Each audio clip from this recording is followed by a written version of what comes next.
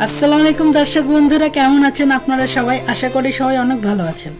Eagle টিমের জনপ্রিয় এই নাটকটিতে মায়ের জীবনে করুণ পরিণতি দেখে আপনাদের সবারই খুব খারাপ লেগেছে, তাই না?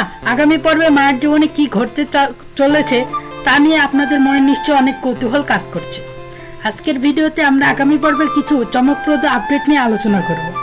গত পর্বের শেষে আমরা দেখেছি মায়ের পরিবার এবং জামালের পরিবার অবশেষে কাজী অফিসে বসে আছে ডিভোর্স বা তালাকের জন্য। কিন্তু আগামী পর্বে আপনারা দেখতে পারবেন এক নতুন টুইস্ট। কাজী সাহেব তাদের সবার হাবভাব দেখে সন্দেহ করবেন। তিনি বুঝতে পারবেন যে এই তালাকের পেছনে বড় কোনো চক্রান্ত আছে। প্রমোতে আমরা দেখেছি কাজী সাহেব বলেছেন ওনাদের মধ্যে তালাক দেখে তো মনে হচ্ছে না, ওনাদের মধ্যে সম্পর্ক খারাপ। অন্যদিকে জামালের লভিমা এবং বোন মিলে নতুন ফন্দি আঁটিবে। তারা শুধু মায়াকে বাড়ি থেকে বের করে শান্ত হবে না, উল্টো মায়ের পরিবারের কাছ থেকে কিভাবে আরো টাকা খসানো যায় সে প্ল্যান করবে। তারা মায়াকে অপবাদ দিয়ে কোনো দিন মুহূর্ত দেবে না, উল্টো বিয়েতে তাদের যা খরচ হচ্ছে সেই টাকা দাবি করে বসবে।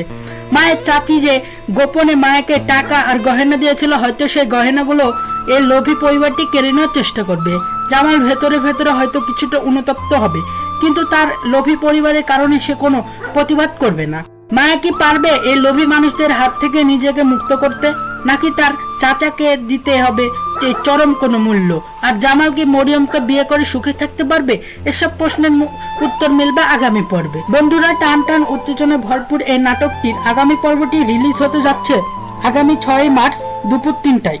আপনারা যথাসময়ে ঈগল টিমের অফিসিয়াল ইউটিউব চ্যানেল এবং ঈগল ওয়াচ অ্যাপে নতুন পর্বটি সম্পূর্ণ দেখতে পারবেন, তাই একদম মিস করবেন না। তো দর্শক, আপনাদের কি মনে হয় আগামী পর্বে মায়ের সাথে জামালের পরিবারে কি করা উচিত?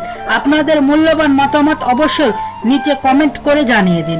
ভিডিওটি যদি ভালো লাগে থাকে অবশ্যই একটি লাইক দেবেন, আর প্রতিদিন আপনাদের প্রিয় সব নাটকের আপডেট সবার আগে পেতে আমাদের চ্যানেলটি সাবস্ক্রাইব করে পাশে থাকা বেল আইকনটি বাজিয়ে দিন। সবাই ভালো থাকবেন, সুস্থ থাকবেন।